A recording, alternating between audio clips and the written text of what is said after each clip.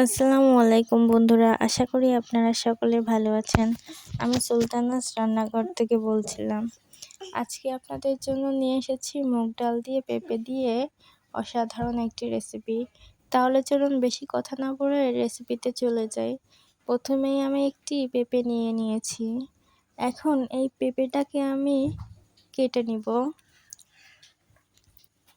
দেখুন, পেঁপেটাকে ঠিক এরকম ধরনের সাইজ করে কেটে নিতে হবে। আপনারাও ঠিক আমার মতো করে এভাবে কেটে নেবেন। এখন আমি একটি বাটি নিয়ে নিয়েছি। এখন এই বাটির মধ্যে 2 কাপ মুগ ডাল দিয়ে দিব। মুগ ডাল দিয়ে দেওয়ার পর এটাকে ভালোভাবে ধুয়ে নিতে হবে। ধুয়ে ভিজিয়ে রেখে দিতে হবে আধা ঘন্টার মতো। ভিজিয়ে রেখে দিয়ে তারপর যখন উঠাবেন তখন আবারও খুব ভালোভাবে ধুয়ে নেবেন। এখন আমি একটি প্যানে পরিমাণ মতো তেল নিয়ে নিব। তেল নিয়ে এটাকে 2 থেকে 3 মিনিট গরম করে নিব। তারপর এর মধ্যে দিয়ে দেব জিরা দিয়ে খুব ভালো করে গরম করে নিব। তারপর দিয়ে দেব এর মধ্যে কুচি করে রাখা পেঁয়াজ। তারপর দিয়ে দিব কুচি করে রাখা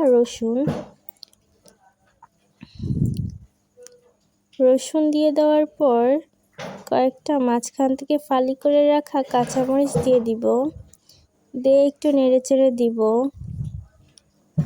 তারপর দিয়ে দিব স্বাদ মতো লবণ। তারপর দিয়ে দিব হলুদের গুঁড়া দিয়ে আবারও খুব ভালোভাবে নেড়েচেড়ে মিশিয়ে নিতে হবে।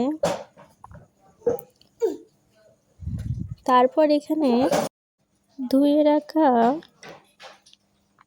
ডালগুলো দিয়ে দিতে হবে। আমি এখানে ধুয়ে রাখা মসুর ডালগুলো দিয়ে ভালোভাবে নেড়েচেড়ে নিচ্ছি।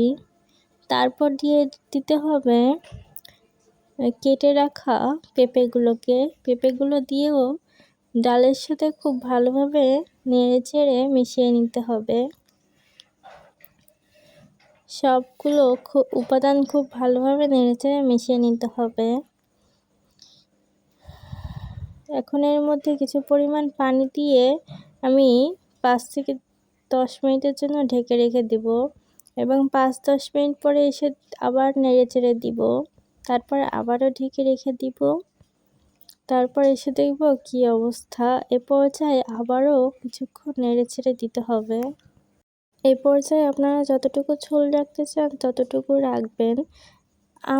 আমি এটুকুই ঝোল রাখতে চাই, তাই আমি আরেকটু নাড়াচাড়া দিয়ে উঠিয়ে নিব।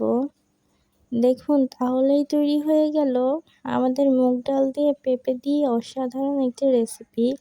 এটা খেতে অত্যন্ত মজাদার। আশা করি আপনারা বাসায় একবার হলেও ট্রাই করে দেখবেন। আর ভিডিওটি ভালো লাগলে অবশ্যই লাইক সাবস্ক্রাইব করে পাশে থাকবেন। আজকে এই পর্যন্তই। দেখা হবে অন্য কোনো একটি মজাদার ইউনিক রেসিপিতে।